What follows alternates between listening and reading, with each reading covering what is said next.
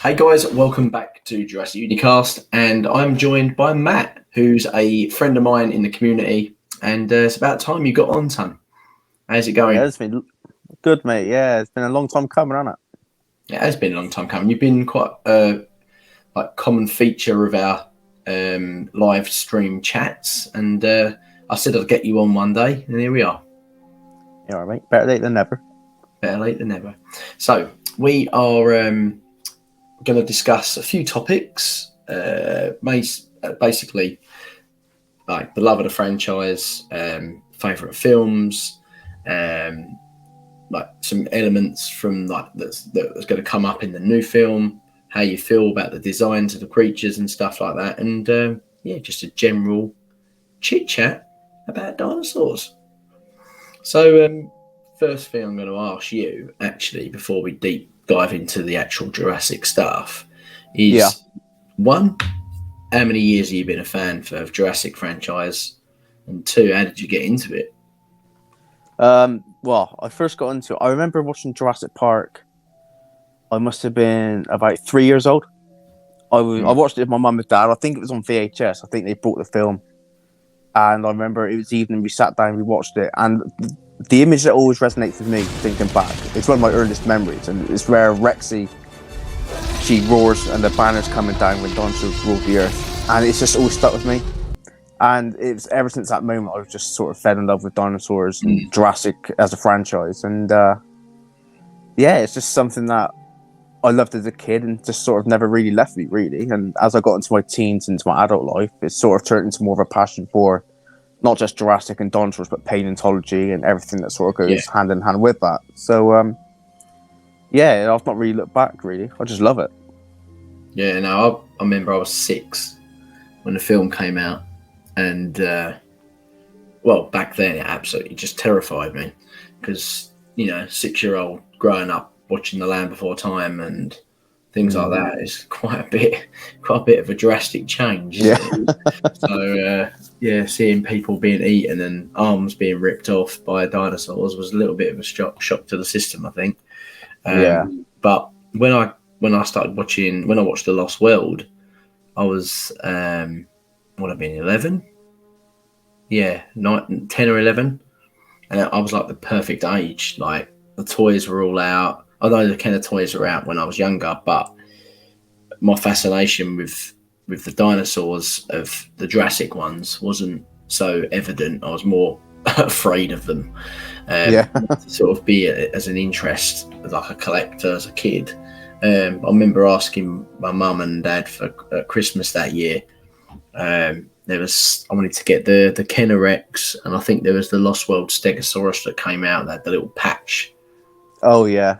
Fell out.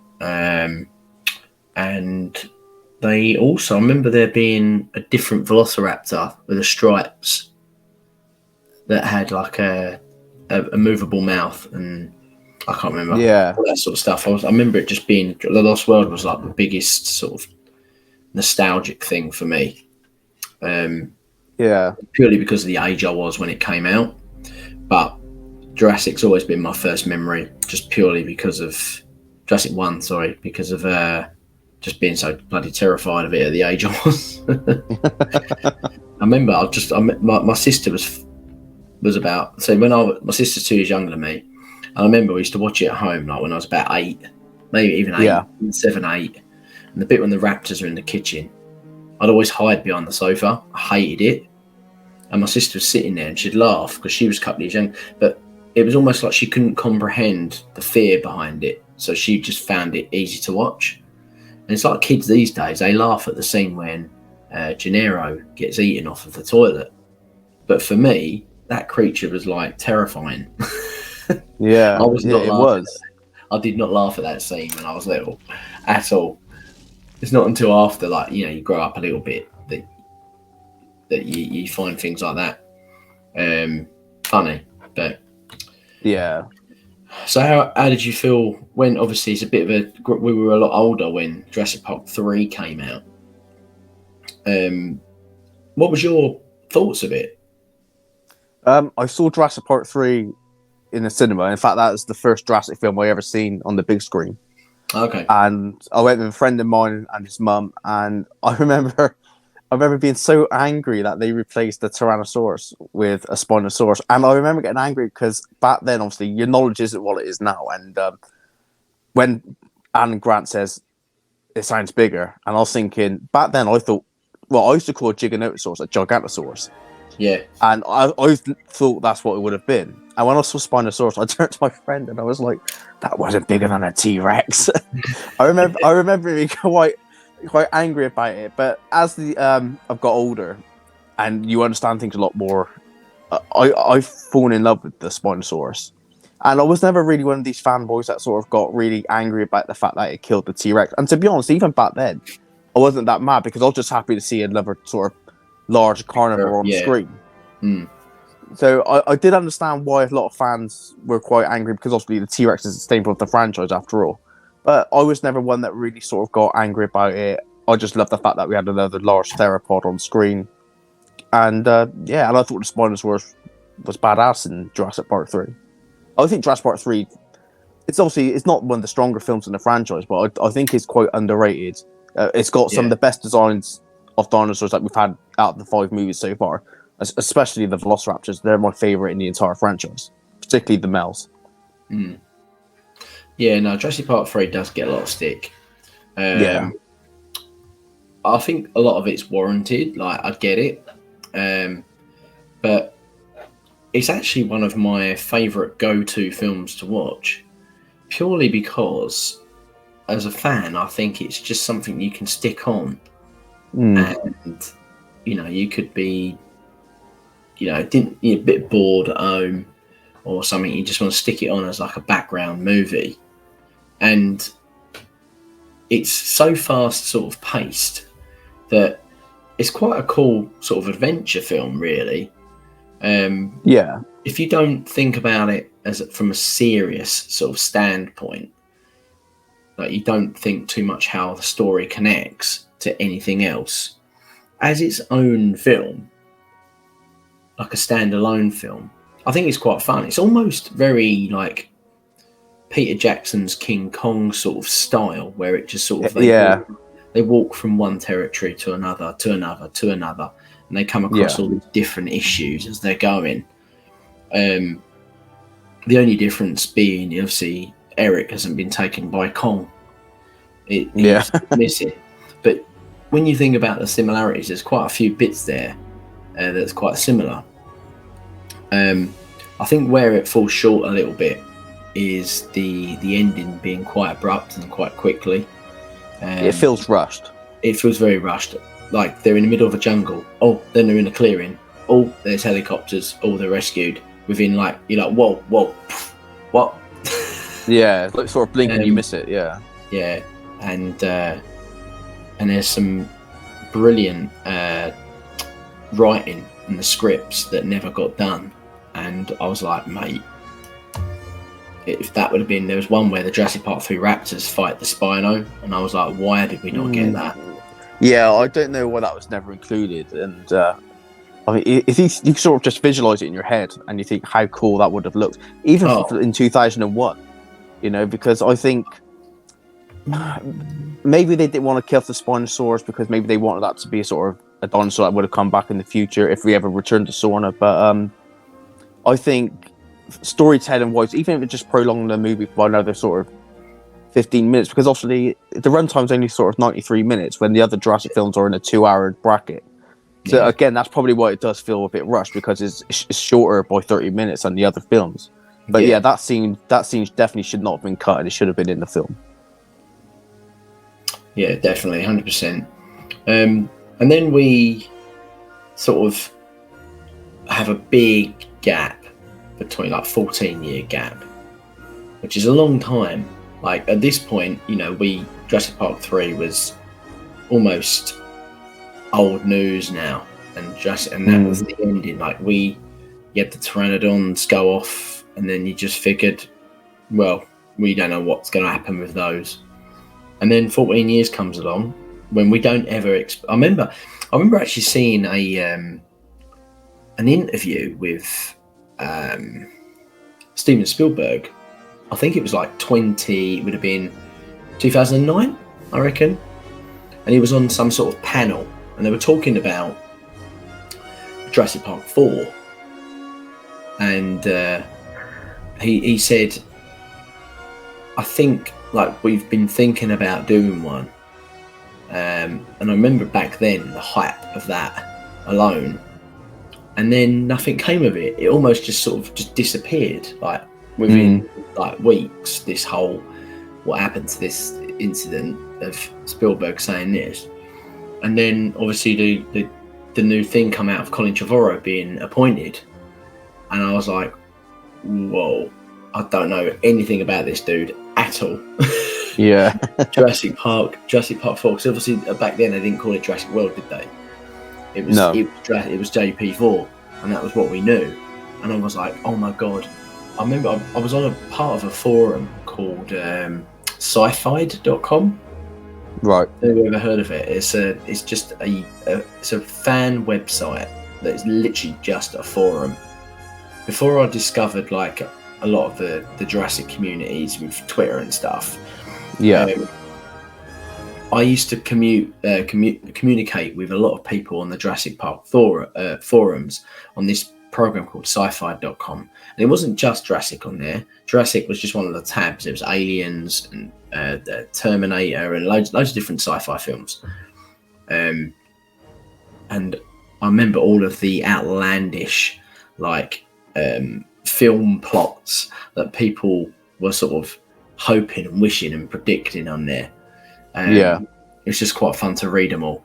And ironically, that website is how Steve and I started the audiobook the novel that we wrote, the Jurassic Apocalypse novel. Yeah, because people were making up their own story on there, and loads of different randoms were writing in the next chapter. It was only like a little paragraph, and then Bob would write another chapter. And I was thinking, this is quite funny. This is getting so like over the top, but it's quite fun. Yeah. And I thought, Steve, we could so do this, but 10 times better. So that's why we ended up doing it, to be honest. Yeah. Back when I had time. But the Jurassic Park 4 came along eventually, 2014. Colin Trevorrow got announced, a brand new unknown director, other than indie films, low budget. No one had any expectations.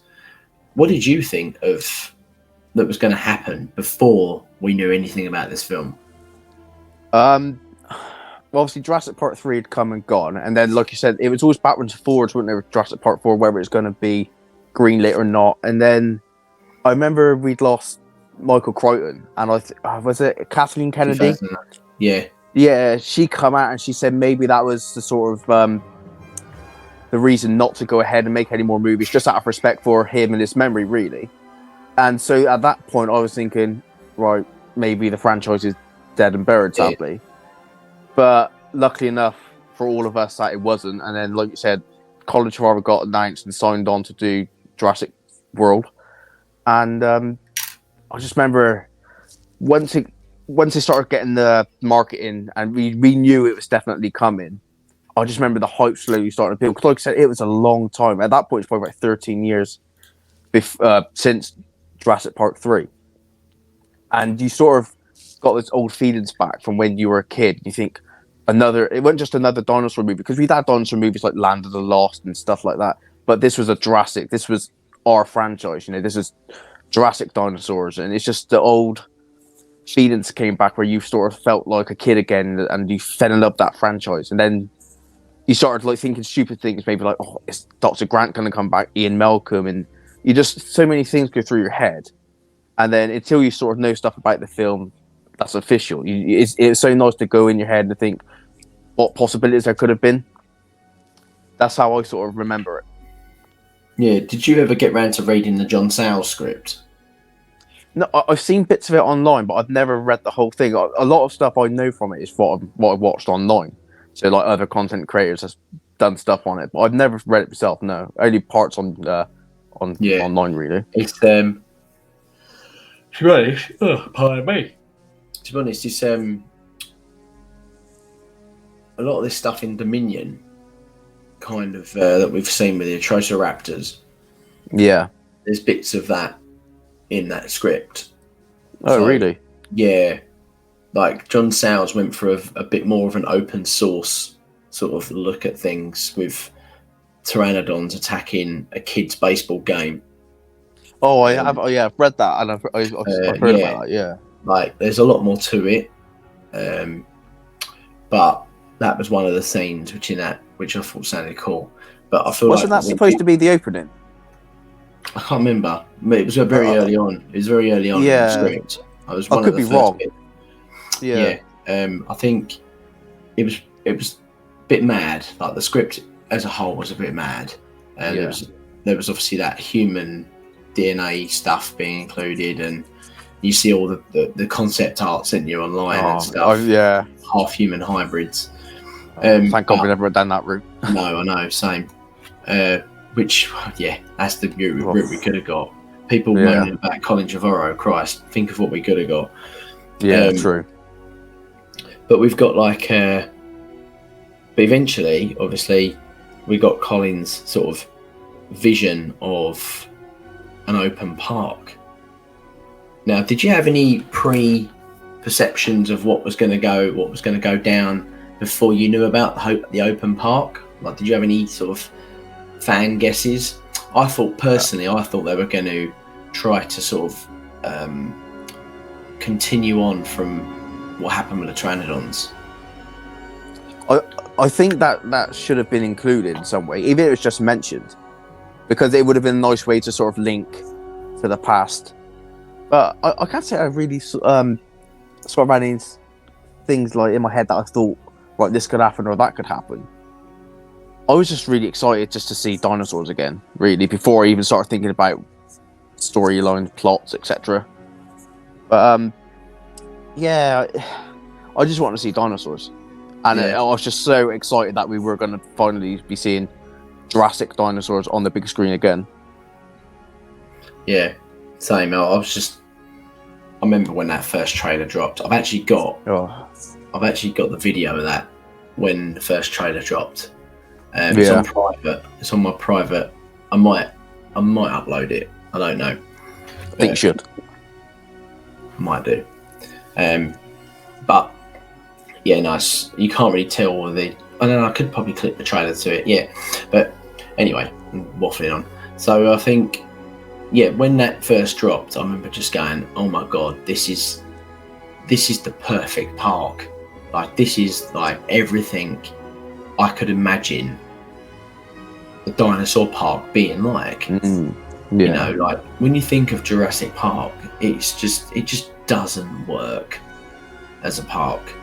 Imagine paying what, 2,000 a day, 10,000 a day, right? And people will pay it. People will pay it. Then there's the merchandising. Imagine sitting in that car. Yeah. And then you're looking at a load of bushes. And you don't see nothing. And see nothing. Yeah. But the tour moves on. And then you go on. And then you see nothing again. And like, I love the fact that film shows how awkward it is. Yeah. T-Rex doesn't want to be fed, he wants to hunt. Can't just suppress stuff gut instinct. And you just like, you are with them on that journey, aren't you? And you're just like, yeah, this is pretty cack. And you share that disappointment when you don't see nothing. No, exactly. Yeah. You do actually have dinosaurs. Your dinosaurs all right. Hello, yes. And you're like, yeah, hold on a minute. This is Jurassic Park, isn't it? Not Bush Park. What the hell? And especially for people that haven't read the book, you don't really know what to expect. I didn't read the book until I was like a teenager or an adult. Like, 3 films had already come out by the time I'd read it. Yeah, same here. Because I wasn't interested in really reading that sort of level of novel. It just didn't, until I was like, oh my god, there's a novel, sick. Like, because I just didn't know about it. And I saw it in W.H. Smith, actually. I was like, mate, I've got to get it. And then I didn't realise until then, like my expectations were purely from seeing it in the cinema. And this park in Jurassic World, it's just night and day between the two. Yeah. Like, yeah, it's shiny, it's spring, it's all glorious sunshine.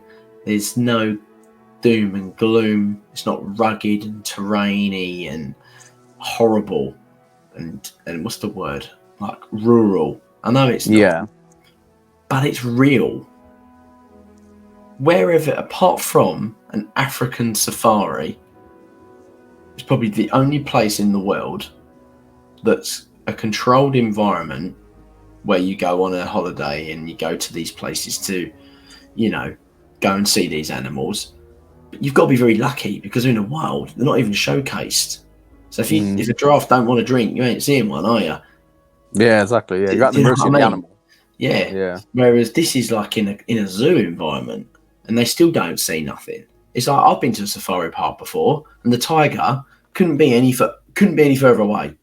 It's an orange blob by a fence, the other side of its paddock, and I'm just like, oh my god, like this is literally Jurassic Park. Whereas in Jurassic World, they lure the T-Rex using the flare to get the goat. You've got the petting zoo that kids can ride the back of Triceratops and feed the dinosaurs. You've got obviously other areas of the park that we don't get to see. The aviary we don't see in a viewer's perspective, but there's like walkways and viewing galleries, and basically Jurassic World Evolution 2 is what Jurassic World is like. You've got these paddocks that these animals can be showcased in, the gyrospheres. Do you know what I mean? Like as a park to go to with like a resort on site with slides and pools and just so much stuff. It's like it wins hands down in terms of what it does. And so going back to obviously Colin Trevorrow, do you think the open park idea worked compared to what we could have got? I think because we'd had 3 films, one before the park even opened, and then 2 on a completely different island where there was no fences. So I think realistically, the only way forward we could really go was a fully functioning park, which we got in Jurassic World. I still think it was a bit of a shame that we didn't see, like you said, the entire park. I think there was so much opportunity missed. But even more so in Camp Cretaceous, it was a perfect opportunity to show off more. Camp Cretaceous, and as you know, like me with Camp Cretaceous is, I'll watch it for what it is, not for what it could have been, sort of thing. Yeah. But in regards to the film, even that one scene, like, I'm trying to remember where it was now. Is it where the ACU are after the Indominus, and then as the camera pans around, you've got the river cruise, and you've got the Apatosaurus, the Stegosaurus, and the Parasaurus all drinking from.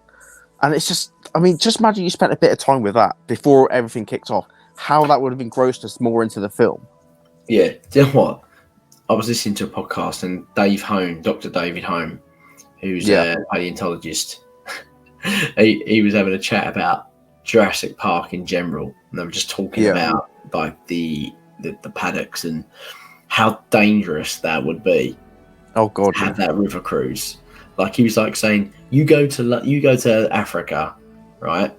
The last thing you want to be doing is getting that close to elephants and buffalo. Yeah. Oh god, yeah. Or hippos. Yeah.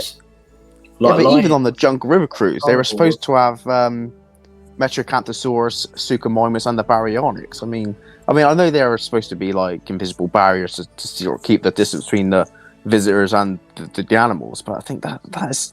I mean, the invisible fences failed, hence why the Pachycephalosaurus managed to get out of their territory.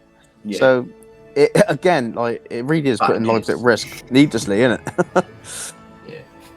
it? So Jurassic World was obviously a great success. It made $1.5 million. $1.5 billion, sorry. $1.5 billion at the box office. And it's still rising very slowly, obviously, because people are still buying DVDs and stuff. And in 2018, Jurassic World Fallen Kingdom came out, the sequel to Jurassic World. Now, the park had failed in the first film, obviously, because of Indominus Rex breaking out and the Pteranodons destroying Main Street and basically making the park Chapter 11, they call it. I don't understand why it's called Chapter 11. I don't understand what that even means. I know it means bad, crap, done for, but it has no reference to anything, does it? It's just a random phrase or word that they've just picked. It's sort of just stuck on it, really. Yeah. I remember it being used in The Lost World, I believe. And just makes no sense. But, the parks fell. But now, do you know what I've had a thought about? Fallen Kingdom. Obviously, the story is that the island is about to explode due to the global warming and the heat rising and the volcanic eruption. So they're looking to try and save as many species as they can. Yeah. Now, forget about what we know in the film. Do you think that when we think about it, Jurassic World would have failed anyway because they've had to evacuate because of the volcano? Oh yeah, exactly.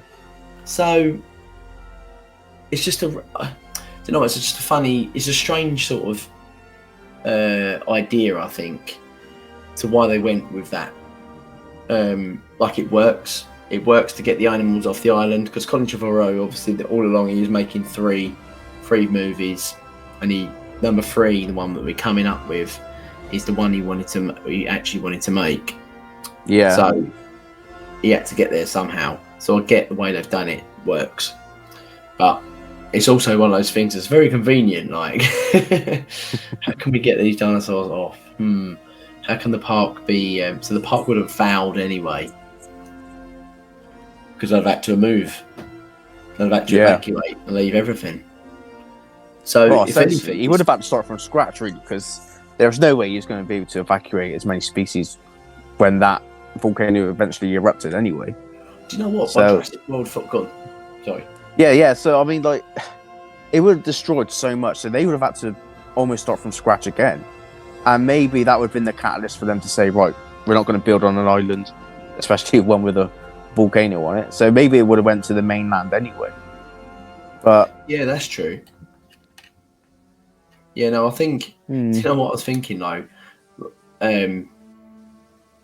Like they probably saved more people from dying by actually closing the island because of the pteranodon attack than they did leaving it open.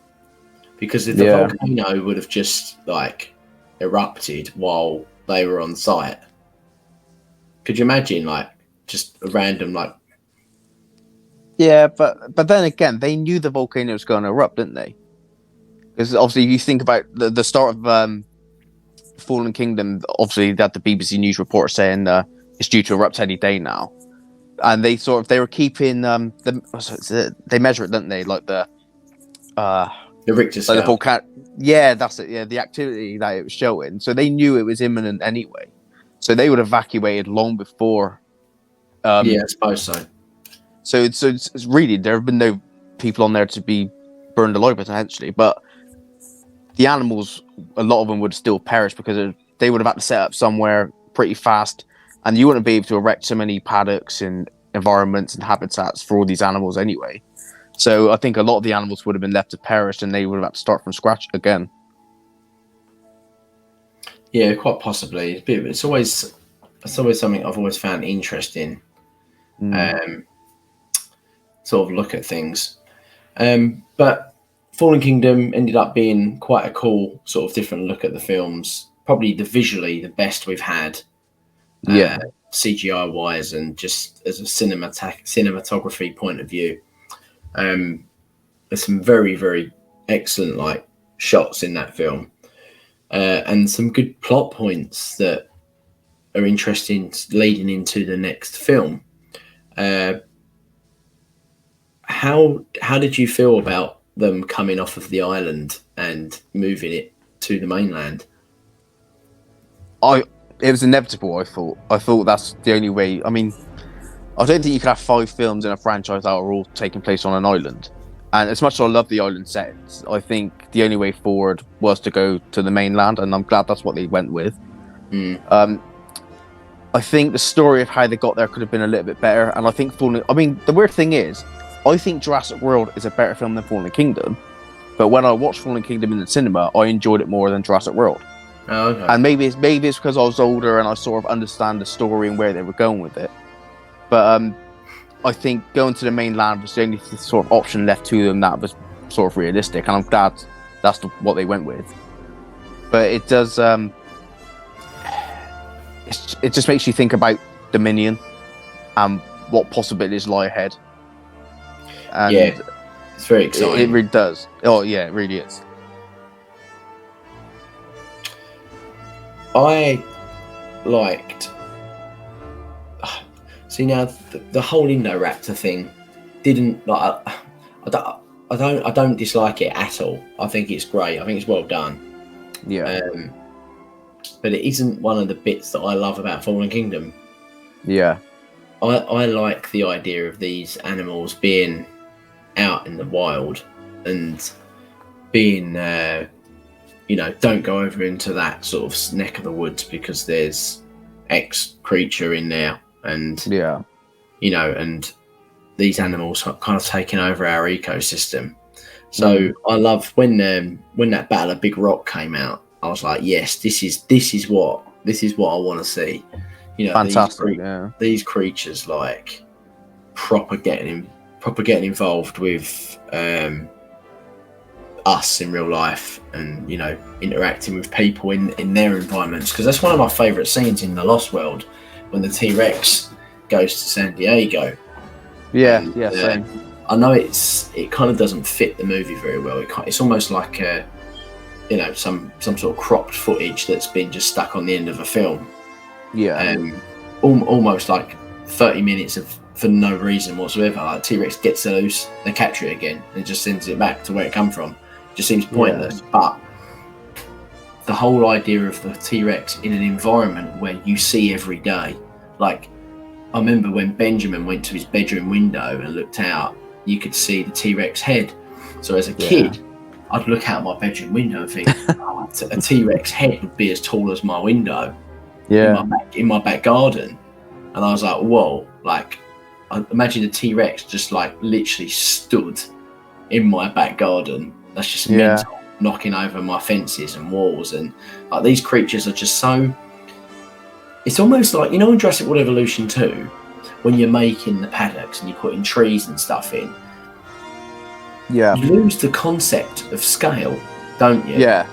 Quite easily. Like, you don't realise how big the island is. Like, it looks small when you're building your paddock, but when you put people into it and dinosaurs into it, you think, oh Christ, that paddock's a lot bigger than I thought I made it. Yeah. Like, you plop the T-Rex in, you're like, oh my God, that paddock's much bigger than I thought I'd made it. You sort of lose the concept of scale. And I think having animals off the island into everyday environments, it kind of sort of showcases how big they are. And I think that's what not so much Fallen Kingdom, but like you did see their scale when they were inside that auction room, inside that cage, didn't you? Not so much Fallen Kingdom, but I was talking about the trailer from the Dominion, when you see like the Patasaurus at the log cutting yard, and the what other creatures? Oh, the Atrociraptors and the Allosaurus and Carno in the middle of the mall to the highest in the town square, and it's just the Tyrannosaurus-sized ones. And you just like, whoa, these things are like, it's just a brilliant idea. I love the idea of these things being out in the wild, and and that's kind of a good segue.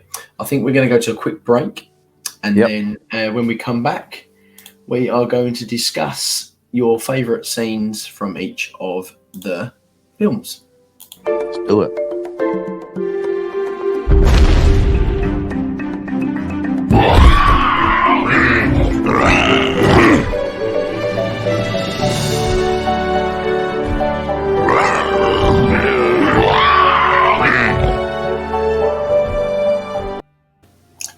And we're back. So we are back. let's have a little quick fire round for this one. So, right, favourite scene from Jurassic Park 1? T-Rex chasing Jeep. Okay, mine is the T-Rex breakout. Yeah, It's so long. It's so long and drawn out. Yeah, I think that's why I get that one. But yeah, that T-Rex scene chasing the Jeep is always a classic. I think it holds up pretty well. Yeah, To this day. The acting in it's pretty, intense and believable too. Yeah, It's like one of those ones where you're like, oh, on the edge of your seat, ain't it? So, yeah. Right. So, The Lost World.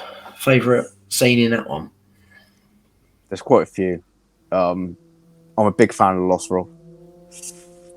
I do like the hunt, the scene, the game trail scene, and I love it when the motorbike goes underneath the Momentiosaurus. I love that.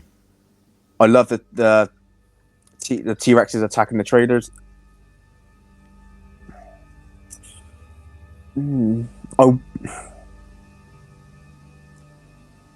I'd probably say the T-Rex attacking traders probably just trumps it for me. But there's quite a lot of scenes in the Lost World that I just love the film. There's a lot of good scenes in this film. Yeah. My favourite scene, I think it might be when the T-Rex attacks the camp. The two T-Rexes attack the camp. Oh, that's a great scene, yeah. And you've got, I think, Vanessa Lee Chester as a young actress. Her performance during that tent scene is unbelievable. She genuinely looks terrified of that animal. Yeah. To the point where you could actually get emotional watching her because you feel how scared she is. Yeah, you can put yourself in her shoes. Oh yeah, I just think her acting's phenomenal, and it's that good. I don't know whether they actually genuinely scared her and didn't tell her what was coming in. Yeah, possibly. Yeah. It was that good. And you've got the drums from the soundtrack from John Williams mixed with Roland Tembo trying to shoot. Yeah. Guns being sabotaged by Nick Van Owen. You got chaos, people running everywhere. You got a guy getting squashed by a foot. We lose I don't know what he's saying. I can't remember. You got Ian Malcolm trying to use his knowledge that he learned from Jurassic Park. Don't move, don't move. And they're just ignoring him and they're just running amok everywhere. I just think it's such a cool scene. Just one to remember. Jurassic Park 3. Honestly, this is going to sound probably boring because out of all the action shots in the film, I just love when the boat goes across the valley and you've got the Brachiosaurus and the Stegosaurus, the Parasaurolophus. With the cue of the music. Yeah, it's just, that took me back to Jurassic Park 1 when you first see the Brachiosaurus. It's because we've had a lot of film where a lot of action and deaths going on, and that just took us out. It's just it was just calm for 5 minutes. But I think that's my favorite scene from Jurassic Park 3. I think my favorite scene from Jurassic Park 3 is excuse me, the bit when they got out, when they from the very start point when they walk into the embryonic chamber factory. Oh, so atmospheric, and the Jurassic Park 3 raptor hunts them, and you see the in the background, and the bit when it gets trapped and starts calling for help, and you're like, oh my god, they're like really intelligent. They're like actual proper pack animals. And then we see them for the first time running in the open. Yeah. Because we've only ever seen from this point them like sort of digging and fighting, and kind of a lot of it's been animatronic close up. And this is the first time we've actually seen them sprinting across like open ground and chasing after them into the trees. And then you've got that scene where it treads on Udesky's back. Yeah, Udesky. Yeah, Udesky. Treads on his back, and they're hunting as, you know, they set traps for the humans. I just think that whole scene's just so like intense and fun. I think cinematically, the Jurassic Park 3 Pteranodon scene probably wins in terms of what is probably the Pteranodon scene is probably in my top 5 cinematically. Yeah. But for pure, just everything, fun, chaos, showcasing these animals for the first time, doing something unique. I think, you know, you might ask me tomorrow, I might go back to my Pteranodon being the leader one, the birdcage. I think today I'm going to go with the InGen facility raptors. Attacking the humans. Okay, Jurassic World. When we see Rexy for the first time, that just took me back. Or in the enclosure in the daylight. Oh God, no, we didn't see enough of her. That's true. I think, when Claire, I mean, you just knew it because it took you back to Jurassic Park and as a kid, like the flare, like with Alan Grant. And when you see her, you just see her eyes, and then she starts to emerge, and the roar, she starts chasing Claire, and it's just, I remember I was in the cinema, I was with the missus, and I remember her saying, "Go on, Rexy." I was just so happy to see her. And then the fight that sort of followed that was just phenomenal. Like the cinematography of that was just brilliant. But yeah, seeing Rexy for the first time emerge was my favourite scene from Jurassic World.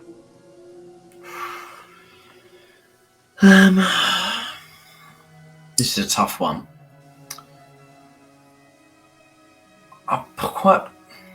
Quite possibly. I think the Indominus escaping was very, very good. It felt very Jurassic Park. Very, you discovered that it clawed out its implant at this point. And it's like, you expect this animal's already, like, they trick you to believing this animal's already out. Yeah. And then they've discovered that, no, it's clawed out its implant, and it was playing with the infrared, so they couldn't read it. And then all of a sudden, oh no, it's in there with you, it's in there, get out. They're like, oh my God. And then obviously you get the reveal of it, and he chomps that guy and rips him in half. I was like, that's such a sick kill. And then you got the whole intense scene of Owen underneath the truck. Yeah. The crane, which that CGI on that Indominus during that scene, like, that's so good. It could be animatronic underneath that car. Especially the close-up when you see the jewels and the head sort of lower down to him. I mean, when I first saw that, I actually thought that was animatronic, and it wasn't. Yeah. But the CGI, I think a lot of the CGI in Jurassic World was pretty good. I think there's one or two shots were a bit off, but overall it was visually stunning. Yeah.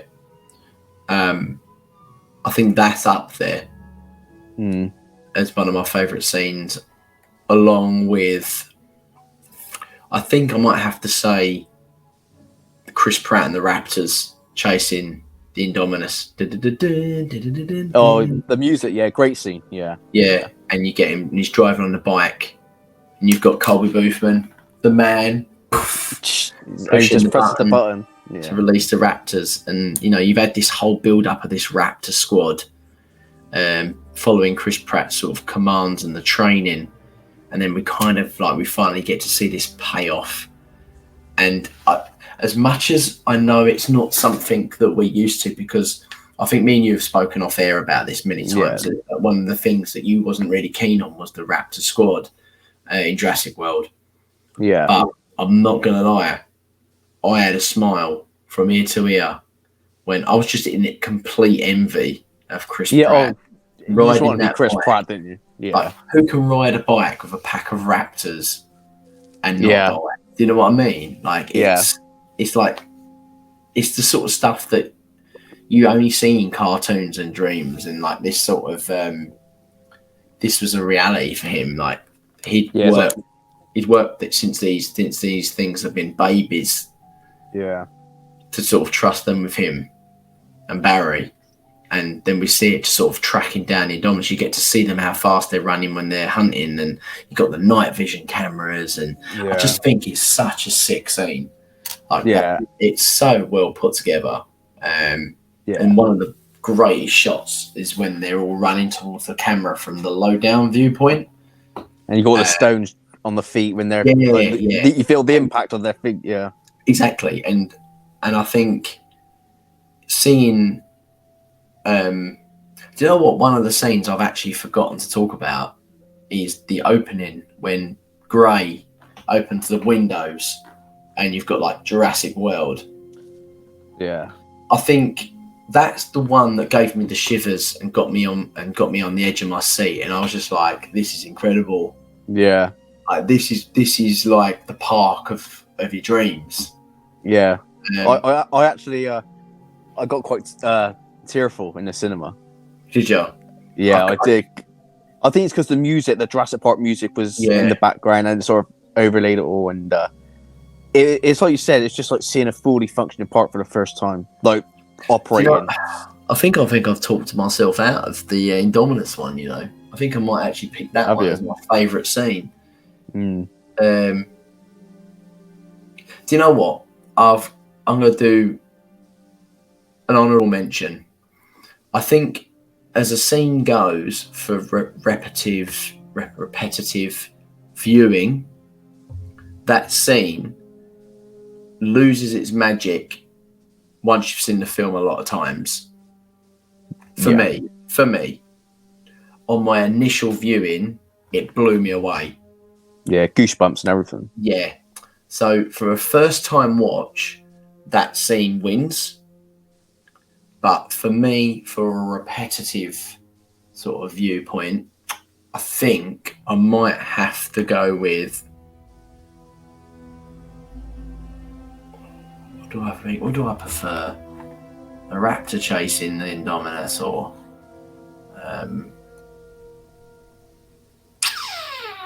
that's a tough call, mate. That's a flip of a coin. Mm. I might have to go for the Indominus breakout, you know. Yeah. Yeah, Indominus breakout, I think, wins for me. So, Fallen Kingdom, mate. Not the Brachiosaurus scene, dying, because I cried my eyes out. Honestly, I did. I didn't really care. Did you not? Did you not? Honestly, not. Making me so heartless. No, not at all. Because I know it ain't there. Now, if it was a dog dying on a dog left behind, that's different. I didn't like how J.A. Bayona come out after the film's release and said that apparently that was the same Brachiosaurus from Jurassic Park. No, they're different designs. Yeah, that really took me out of it, and I was like, no. And I still don't think that way, you know. There's no way that was the same Brachiosaurus. I don't even know why you said it, to be honest. Yeah. But a favourite scene, though, from Fallen Kingdom.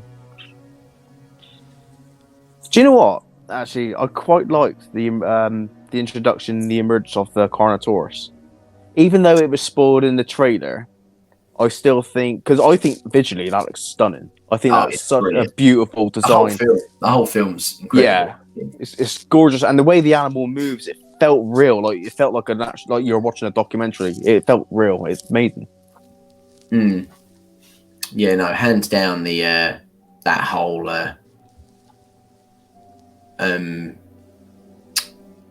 visually, it's just such stunning. Like the film in general, like the CGI, and I don't even necessarily think it's because there's Jurassic World as a whole, the CG it looks brilliant anyway.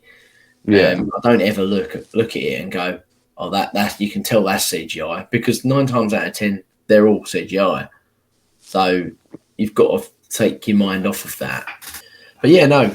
First, Fallen Kingdom was the first film to use blended of both though overlays, which was interesting. Yeah. Best for me. I think it works best. I think that's the best visual effect. I know you're a big fan of it, aren't you? Obviously, I think the Indominus when he attacks and kills Wheatley. I think because obviously you got the animatronic head, haven't you? What it roars in his face. Then you got the CGI overlay, and it does look lovely. It looks stunning, really. You can't tell, can you? Oh no, you wouldn't unless you really sort of tried nitpicking. You wouldn't tell whatsoever. Yeah, and the animatronics have done so well, like that arm, the Indoraptor arm. That was actually a practical effect. Someone was there rigged up with it and controlling the fingers. So good. But I think I know my favourite scene. Yeah? Yeah, my favourite scene is when they flick the power off inside the mansion. Yeah. And they hide in the Chris Pratt, Bryce, and Maisie. Yeah. They hide inside all of the different diorama sets. Yeah. To try and hide away from the Indoraptor, and it starts hunting them with a click in the claw. And then there's a brilliant shot where the light sort of comes on inside their diorama. Yeah. I think it's the raptor, isn't the raptor and the Dilophosaurus one? I can't remember which diorama set it is. I can't remember. But they're inside one. Yeah, it is, because it gets... Well, I'll probably show it on the screen. And it's the one where, Maisie's head, so she's looking out, and then the Indoraptor teeth comes through. Yeah. It's just a really, really well put together shot that I absolutely love. Yeah. And then the whole chase scene after that, we get the nod of she's trying to shut her down, thing like Lex did in Jurassic Park. Yeah. And then you've got the bit where she closes the door, they close the door and they escape, and she does that like Lex does. Yeah. Like Tim does, and when Lex grabs him after the raptors in the kitchen bit. But do you think that's why Jurassic Park? I think when Maisie did that though, I think that's just because she's just heard that she's a clone and not real. I think that's why she's sort of looking so shocked. I didn't get that. I just purely Did you not get that vibe? I thought that was pure shock of this animal nearly grabbing him. Yeah, but she's had a few close encounters already, hasn't she? Like, yeah, but you could be right. One snapping at her for a big load of glass is a bit of a difference. You could be right. I never even thought of that. Yeah, that's how I always. What on earth does that even mean? I don't know whether a kid would know what a clone is. Not at 11. Because Neil said basically he made her again. Like Lockwood never had a grandchild. Yeah, I mean that's just the vibe I sort of took from it. Because you think about it, when that happened, that Indoraptor goes straight across where Mills is. Yeah, and she's just she just went into freeze mode. I thought she went into shock, but then I've never thought a bit about it from your perspective. So you could be right as well. We'll never know. We'll never know. I like the idea of them both being part of it. yeah. Maybe that's both it. Conflicted. Yeah. So what's your favourite scene again, Tori? The Carnotaurus one. Yeah, I think the emergence of the Carnotaurus. Yeah. An excellent scene indeed. Right, so we're going to move on to something else after. We're going to have another quick break, and then the next segment, I believe, is going to be about how you rank your films. So we'll have to see.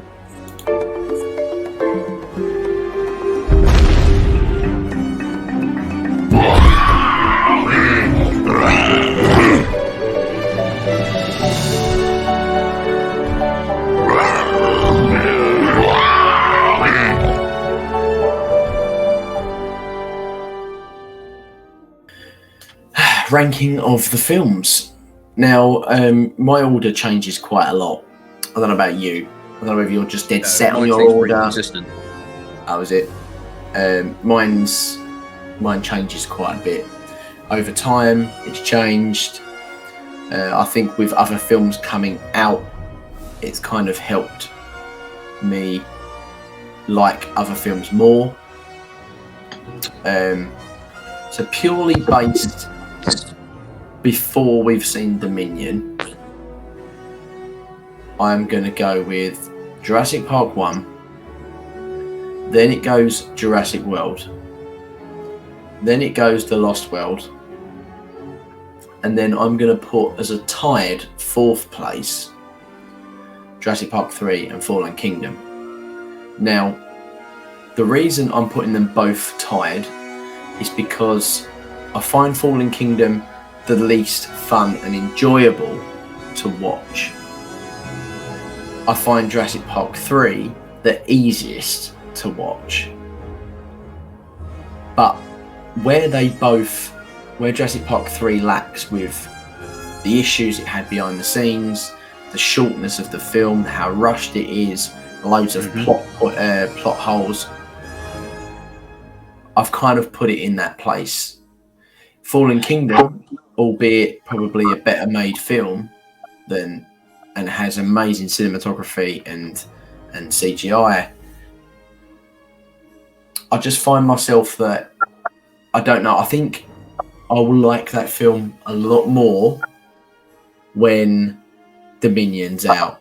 I think because the tie-ins that it will have, the way it's almost been set up for Dominion, I think I'll have a huge new appreciation for the film. Yeah. So for now, I'm putting it in joint 4th. The chance it could possibly go 3rd over time, but I'm not sure. Depending on Dominion, obviously Dominion's coming into the equation. That could jump straight into like 2nd place instantly. You don't know, do you? Well, that's what you JP, because it's the original, we can't beat it. The Lost World used to be 2nd. I had a huge love of The Lost World. And it wasn't until I did that 6-hour conversation with Clayton and Jack Ewins about which I'll put in the tab or I'll put in the end. I don't know, in the description. I don't know what I'm going to do. Why the Jurassic films suck according to fans, and we thought of the amount of plot holes The Lost World has, and geography and issues it has, that the film's so well written to a certain extent that you kind of don't notice them until you dive into the film. And it's only because social media just destroy Colin Trevorrow so much that I thought, no, I'm not having this. Hold on a minute. Look how many issues this film has.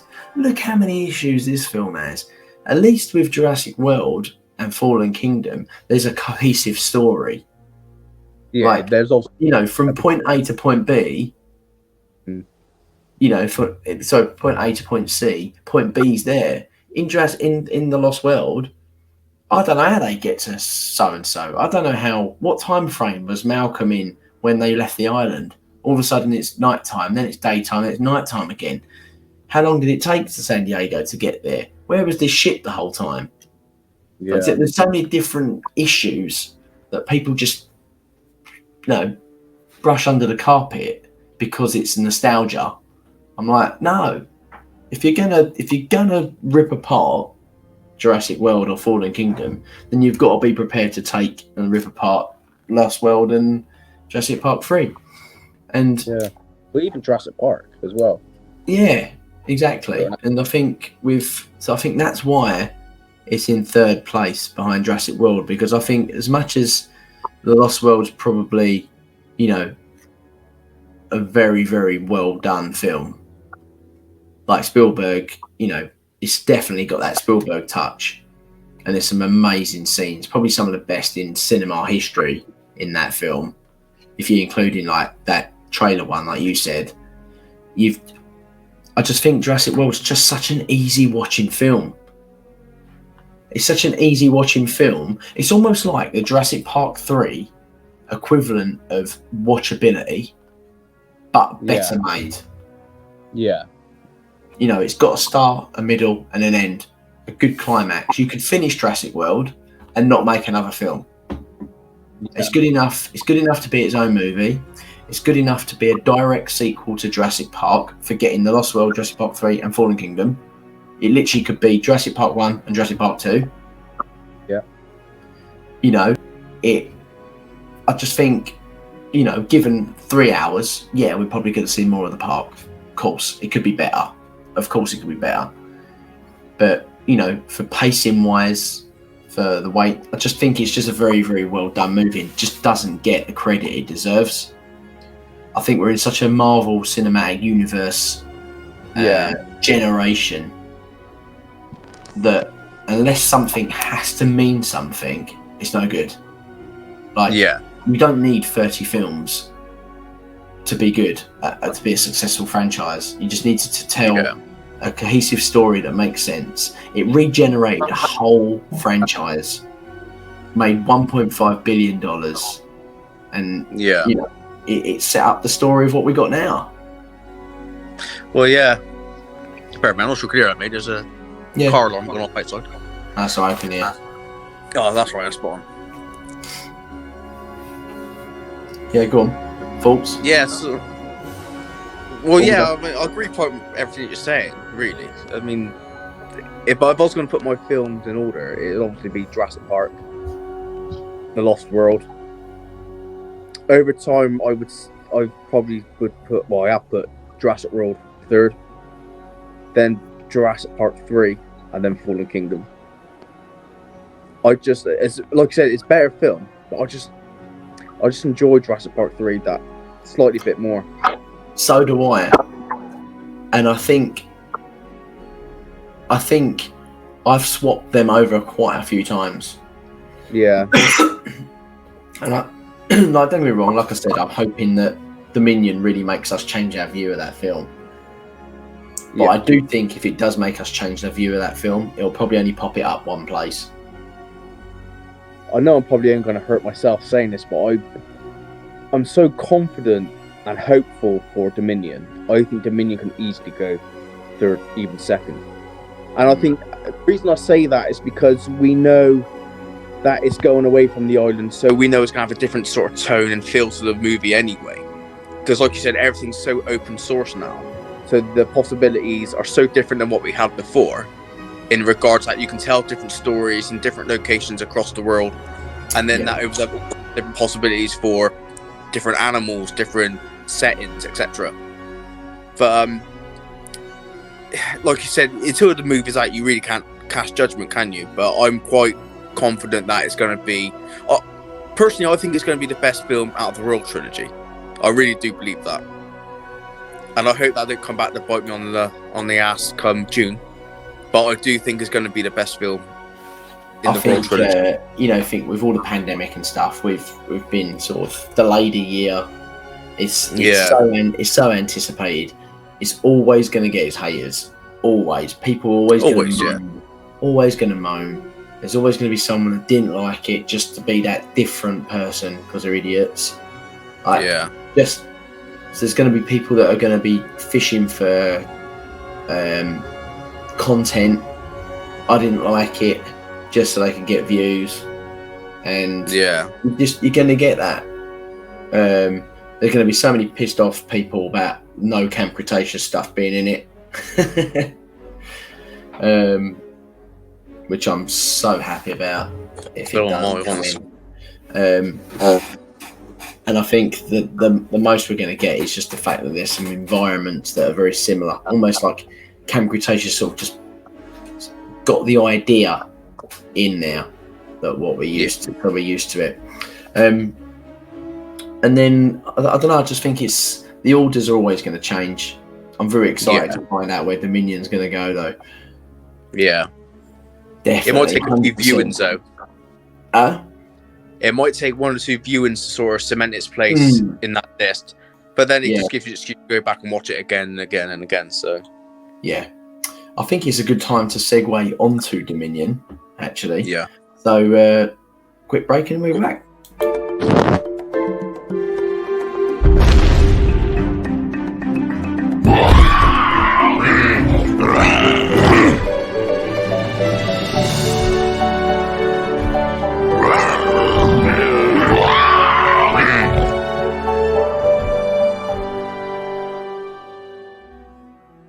So, we are back. We are going to now talk about future new designs in Dominion and how it links into Site B before I think then we'll finish up. Right, So, based on the trailer, some excellent new designs. We've had the new sort of Parasaurolophus variant, which was teased quite early, but went down very divisive, but I loved it. I thought it was great. Yeah, I really like the new Parasaurolophus. My favourite para is the campcretaceous one, blasphemy, the one that bioluminescent. Yeah. But after that, I really, really like it. I'm a big fan. Well, sorry? my favourite dinosaur, the Parasaurolophus. My favourite herbivore. Yeah. I think, Matt, you're covering your mic. Am I? Oh, sorry, mate. Can you hear me now? That's better. Yeah, that's better. That's all. Yeah. Yeah, my fault. Yeah. We've got the Therizinosaurus, brand new creature, first time I've ever seen it on the Jurassic film, and from what I've seen, it's just going to be incredible. It's going to be so intense. Could possibly be one of the best scenes that we've seen in all three films. Has the potential so far. I'm interested to know why it's sort of stalking its nature a bit more, because I always thought Therizinosaurus was almost like a herbivorous dinosaur, but it might be territorial.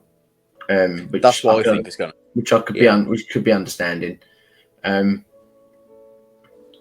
It might even be like one of those, because I'm thinking, why has it not found her? Maybe it's not got very good eyesight, and it's sort of hunting with its scent as opposed to its eyes. Yeah, possibly. That could be something that's, it's almost using like one of its. It knows you're there, but can't quite work out where. And that, well, to be fair, you think that might make sense to why Claire's crawling on the floor. Yeah, because you think back to the trailer, the Therizinosaurus is not really running, it's not really designed to run anyway. What's going on, isn't it? Yeah, it's sort of like, I've got like a little theory that maybe, we don't really know, but maybe they stumbled across a nest, and she's sort of just trying to get him out of her territory, and because it is a herbivorous dinosaur. So maybe she's just thinking, right, get out of my territory. Like, I don't want you near me or my baby, sort of thing. And maybe that's what it is. Like you said, it's just territorial displaying, really. Just sort of get out of here. That's what I think. I just can't wait to see that. I think that's going to be epic. These next few months, going to can't wait for it. Brand new raptors, the Troceraptors. Yeah. Could have gone with a Utahraptor, the Cotoraptor, or Deinonychus, something a bit more well known in the paleontological community and fans. They've gone for a raptor I've never even heard of, but designs are pretty cool. I think they've got these. I think they've got these from Jurassic Park 3. I think they've gone to Sauna and Site B to get this. Use the DNA? I think they have, and I got that. I think that would be a good way to sort of explain why they're the size that they are, because obviously we know that Troceraptors were small dromaeosaurs anyway. So maybe if they did go to Sauna, because in the franchise and in the lore anyway, Velociraptors are oversized, but in that time, in our timeline, that's acceptable anyway. So maybe, they went to Sauna, got DNA from the two tribes of raptors, and that explains why they're that size. That's it. That's the thing, isn't it? Like, you think they're intelligent, aren't they, on Site B? That's what they're hinting at with the colour pattern and the female, and I don't know. Like, obviously, they're a bit more sandy, aren't they? Yeah, it's almost like they're on the tiger striped raptors. They've got that lizard sort of eyes, like this tiger striped raptors had, and the female white raptor. But it'd be interesting to know what these are about. We get a good look at the Allosaurus and Carnotaurus. Again, I'm glad the Allosaurus is back, because I thought I had visions of after Battle of Big Rock us never seeing it again. So I'm glad that we got to see a slight image of that in the trailer in the middle of Malta town square somewhere, which would be interesting. I'm wondering if it's gonna. Did you see that thing going around with the Carnotaurus versus the Allosaurus? I've heard that attack. Like, is it like a fighting ring or something? Yeah. Yeah. That's going to be interesting. Yeah. I do wonder whether that's going to be something that's going to happen on screen. And yeah, you know, I think maybe that something in Malta's going on where they're fighting, and then maybe they escape somehow for whatever reason, and that's how they end up in the middle of the square. But yeah, be awesome. I can't wait. It's going to be so good. I don't quite understand why they're Tyrannosaur size, but honestly, I saw the trailer and I was like, Jurassic. no. Yeah, I know. You sort of got to give it some leeway, haven't you? I know what you're saying, though. Like, the Allosaurus not too bad, because in Battle of Big Rock it was quite large anyway, but the Carnotaurus, I was looking at it, I was thinking, that's bigger than the Allosaurus. Yeah, the Carnotaurus is oversized, to be fair. Yeah. I know most of them are, but but when you go back to Jurassic Park, you get used to the T-Rex being a T-Rex size. Yeah. Don't you? And you get used to the Brachiosaurus being a Brachiosaurus size. Yeah. And then the Lost World kind of is continuation of that. Like, they don't change that sort of look. Like, you know, these animals, especially the new ones that are introduced. Like, I know in-gen dinosaurs have always been slightly bigger than they have in real life. Yeah, well, look at the Lost World Stegosaurus. Yeah, exactly. But the T-Rex has always been quite honourable to its actual real life counterpart to a certain extent. Yeah. So I think, like, it's nice to know that these dinosaurs are in, like, the correct proportions almost. Yeah. We get brand new raptor, the Proraptor. Love it. Dolls. Can't wait to see it. That was the one dinosaur I took away from the trailer thinking, I can't wait to see that. And I thought, honestly, it was going to be the Therizinosaurus. But it's because it's feathers as well. And I think it's been such a long time coming, because a lot of us wanted feathers introduced. And it's not only been introduced on a dinosaur, but it's been introduced on a dinosaur that we know had feathers. And it looks so accurate. You know, I just can't wait. And the design of it, the coloration of the feathers, it just looks so damn good. Honestly, does. I think it's really cool. I think the design's great. We've got the introduction to the new big bad boy, the Giganotosaurus. Yeah. Now, I've always been a fan of the Giga. I like it in games. I like it. I've just always been fascinated. It's actually I've actually seen a real life fossil of the Giganotosaurus. Have you? Yeah, and they've got one displayed, a full-sized animal. There's in the Sydney, Australia Museum. Yeah. The Natural History Museum now. And they've got, like, the full skeleton. It looks pretty cool. It's, like, displayed like the one in New York for the T-Rex. It's just, you know, head, torso, feet, legs, tail, like the whole thing. But obviously a lot of this with the Giganotosaurus, there's very, very minimal fossil evidence of this creature. They don't actually know how long it is. No, they don't. It's all guesswork. Whereas the T-Rex, we've kind of got a 96 or something % full skeleton. So, you know, whatever you see a suit, 42 feet, you know, that's how big it is. With the Giganotosaurus, they're just guessing. It could be longer than the T-Rex. It could not be. It's not as robust. It's more slimmer built. It's a differently built animal. So it's not built to be a T-Rex, is it? Like, T-Rex is designed to sort of crush bone, bring down animals with a single bite. It's a different. Like, I think both of them. Like, if you're going to compare them, like, you know, put them head to head in a ring, you know, whoever gets bitten around the neck's pretty much screwed for with either one of them. You do know what I mean? Like, because it's a 45 foot long animal is still going to have a tremendous bite force, no matter whether it's comparable to the other one. Like, a T-Rex is going to have X amount of force, bigger, but but it doesn't mean that Giganotosaurus couldn't kill one. Do you know what I mean? Yeah. You'd only have to get a T-Rex in the wrong place and it'd kill it. It's just, and like that's kind of what we see in the prologue. So the prologue didn't bother me because, you know, the T-Rex lost its footing and like the way it's animated. The Giganotosaurus capitalized on that using its size and its strength around the neck, and it broke its neck. And that's very, like, you know, it is what it is. I know it was also probably a bit of a foreshadow of what's probably going to come into the film as well, with a bit of a rematch later on. But I don't really care about that. I'm quite happy with that. To be fair, I'm not really. Yeah, same. I've not really got any thoughts against it. I kind of predicted it probably would happen, but without going into more of a debate on who would win out of a T-Rex and a Giga, it's more of a. I'm going to talk about the design. I'm actually a really big fan. When I first saw it, I was just thinking, I thought, okay, that is not what I thought the Giganotosaurus was going to look like. But I was very deep down, very happy it didn't end up looking like the one that was in Jurassic World Evolution. Really? Not happy with that. Don't You're like. No. It, for me, I don't know. It just looks a bit. It's just boring. It's quite accurate though. Yeah. I've normally I wouldn't mind it so much because obviously it's Jurassic, as you said. Dinosaurs aren't accurate anyway. But I think because they got that, they got Steve Rusatti on board, paleontologist, and they were going down. The different dinosaurs that haven't been introduced before were going to be as accurate as possible.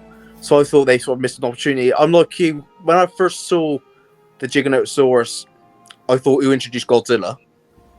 But to be honest, the dinosaur have grown on me over the last sort of massively grown on me, and I'm not overly bothered by it anymore. Yeah, I really like it.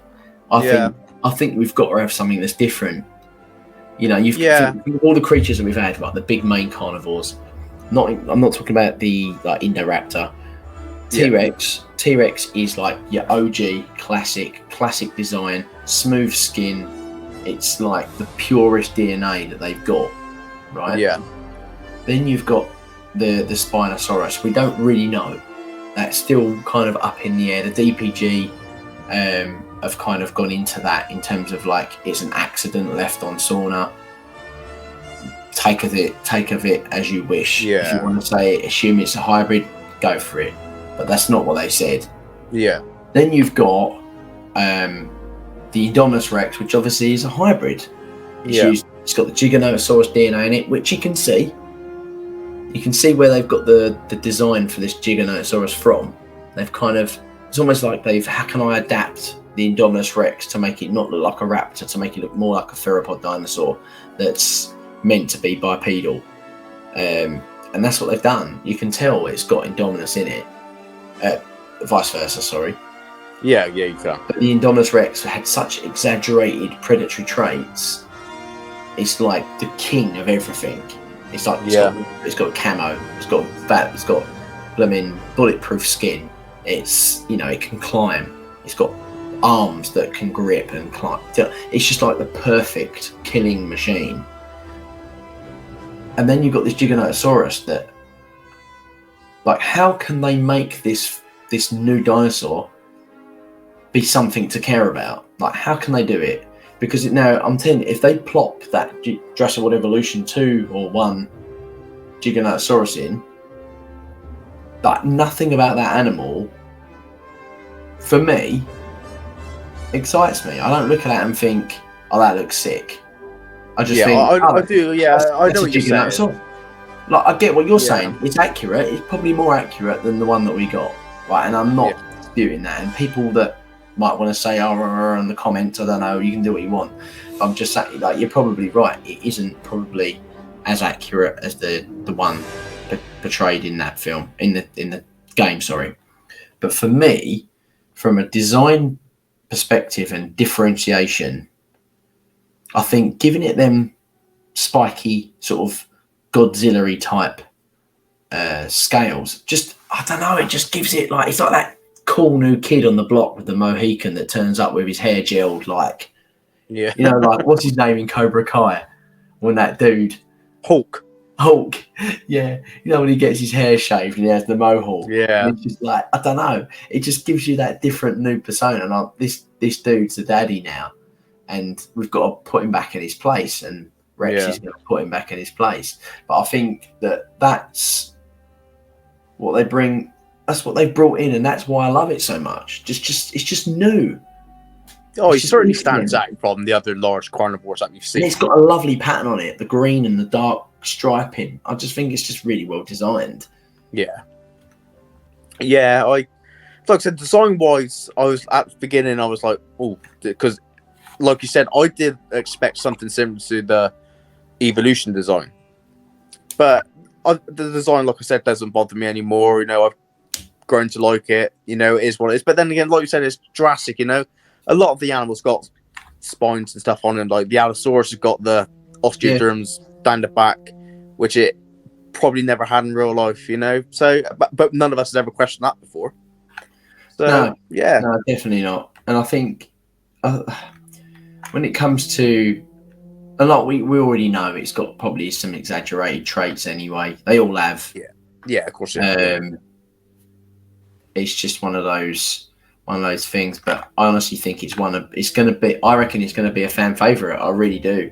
I reckon we're going to. I think it's got that potential.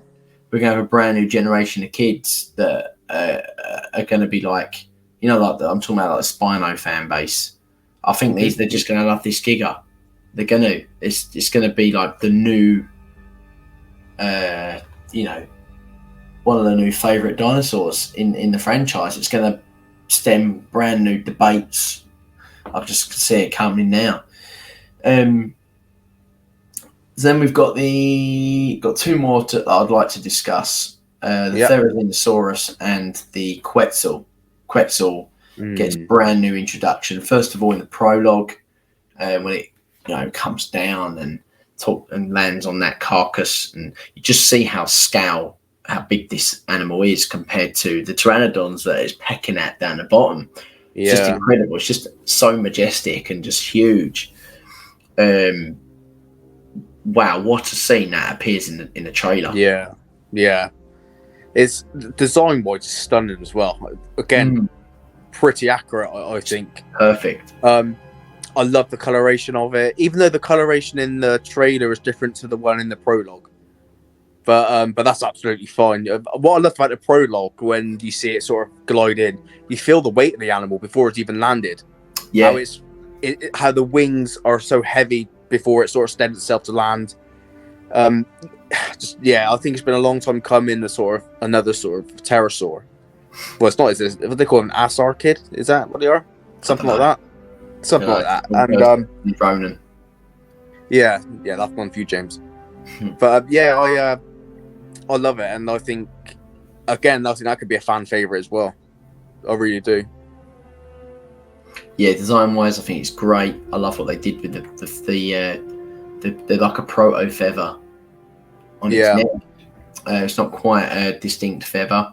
Dangly feathers, isn't it? Yeah, like fluff, isn't it? So almost like for insulation. Yeah. I love the membranes on the wings. I love the lighting. That's the way it's shot. Brilliant. Yeah. There's a footage, isn't there, of it coming from a different angle. Yeah, have you seen that? Extended. Yeah. You see it come back and then it lands, and that's how the plane goes down. So it sort of pokes its beak into the propeller and just blows it up, and then I can't wait for it. I really can't, to be honest. The next couple of months are just going to drag. You think when we get down to the middle of May, you've only got a few weeks to wait.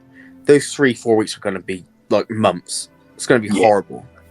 Yes, it's very, very. I'm looking forward to it so much.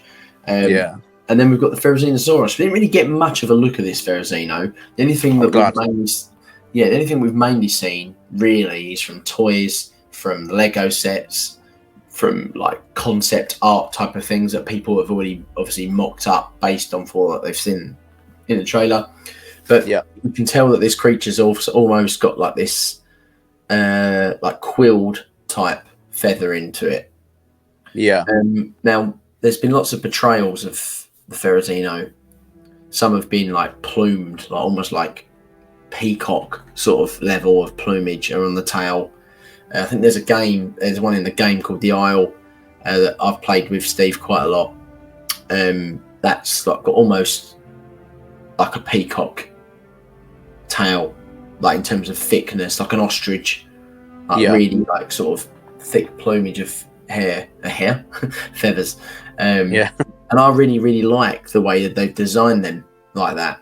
But this one, they've gone for more of like a normal sort of theropod dinosaur sort of style of tail, but the whole animal is almost like a Eutyrannus sort of feathering, like a feathering, like almost like it's coated, but it's not like a big bird. Yeah. Do you know what I mean? Like big quite birds subtle. In the street. Yeah, it's like a mixture of like quills and feathers. It's not so much of like, it's not like the Prioraptor is covered in feathers. It's almost like an acknowledgement of feathers, but it's not quite gone for the bird sort of look. But when you found out about the Therizino, how hyped was you as that? Yeah, excited. I think, excuse me, we knew it was coming anyway. And then it's one of those dinosaurs that has always been so bizarre looking. I mean, because if you didn't really have a keen interest in dinosaurs, but the Jurassic franchise anyway, you would think it's a carnivore because it's got these massive 1 meter long claws on each hand. But yeah, I think it's going to be one of those dinosaurs that we're just going to absolutely fall in love with. But I hope they do it justice in the respect that it is a herbivore, so treat it as such. But don't make it do herbivore things like, I can't believe I'm going to mention this, but Camp Cretaceous, when you see the Ouranosaurus, it's going bonkers in the like rats and pigeon. Yeah, but you know, like in Camp Cretaceous, we got the Ouranosaurus, and they're chasing the kids throughout the crates. Oh yeah, yeah, and it's like, and then I don't want that sort of thing. I just like treat it as an animal, not a monster. If you see what I'm getting at. Yeah. I think it'd be interesting to know really like how this sort of animal is going to be portrayed. You know, it's meant to be one of the best scenes. Yeah. From you've heard through the grapevine. So I'm interested to know how deep down like they go into this and how tense it is and how much this creature's going to be loved by everybody. Yeah, so, I don't think that's going to be the only scene we see it in. I think it's going to show up a fair few times in the film, maybe 2-3 times. But as long as these scenes are memorable, then it's going to make it a better interesting film. If it comes up at the end, because that Lego set that's just come out, it's got the Giga and the Therizino. Really? Yeah, the new Lego set has. It's got the Giga, the Therizino. It's got Henry Wu, Bryce, Claire, Claire, Owen, Goldblum, all the trio, Maisie, all together in this one set. But it's also got the Therizino with the Giga. Oh, wow. So I'd be interested to know if like they have a little fight or something. That'd be pretty awesome. Yeah, it might. As long as it's not a blue Rexy versus Indominus sort of vibe, then it could work quite well. But I'm not counting with chickens. It ain't no, mate. I wouldn't be surprised. Well, as long as the Therizino don't jump on Rexy's back, I'm happy. Well, you never know. He's Jurassic. Yeah. Well, no, it's not Camp Cretaceous actually. But so I think that is a good way to head out. Yep. The conversation, because we've been recording for an hour and a half, and this is a lot of editing I've got to do. So yeah. But anyway, guys, I would love to hear your viewpoints. So if you want to talk about any of the discussions that we've had, anything that you'd like to sort of give your points of view about, I'd love to know what your thoughts are on all these new creatures and all these new designs. I'd love to know, how much, how you rank the films, what your favourite scenes are in each film, any one of those sort of ideas, please leave in the comment section down below. I'd like to obviously thank Matt for coming on to joining us on the chat. Thanks for giving his views. He'll probably be on again some other time. If not, probably on the chat when we're doing a live stream. Don't forget to like and subscribe if you're new to the channel. That'd be very, very handy. Very nice of you. And then there's only one thing left to say, Matt. Life. Find a way. Find a way. Cheers, mate. Top man. Bye-bye.